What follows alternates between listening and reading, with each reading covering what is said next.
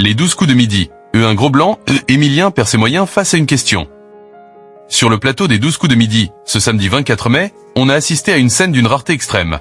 Le maître des maîtres, Émilien, s'est retrouvé en difficulté face à une question. Mais laquelle?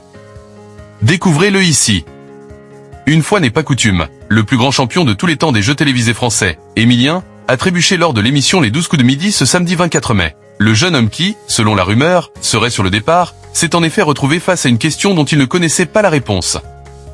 Un fait suffisamment rare pour être remarqué, tant la culture générale de l'étudiant vendéen est impressionnante. Mais quel est donc le thème qui a fait chuter Émilien? Il s'agissait d'une question portant sur les films ayant remporté le plus grand succès en 2024. En effet, il s'agissait de déterminer si les 10 plus gros succès de cinéma au box-office mondial cette année-là étaient tous des suites ou autre chose. De quoi susciter l'incertitude chez le maître des maîtres, qui n'a sans doute pas beaucoup eu le temps d'aller au cinéma l'année dernière. Sans conviction, il a fini par opter pour l'option cachée, dont la révélation l'a laissé tout aussi circonspect. Évoquant et un gros blanc, le jeune homme a confié « Et je n'ai aucun titre qui me vienne ». Les autres candidats se sont néanmoins rangés derrière lui. Mais pour une fois, Émilien avait tout faux. Malgré ce petit moment de solitude, Émilien s'est bien vite repris, s'assurant une nouvelle participation à l'issue d'un duel qu'il a survolé, tout en épatant encore une fois Jean-Luc Reichmann.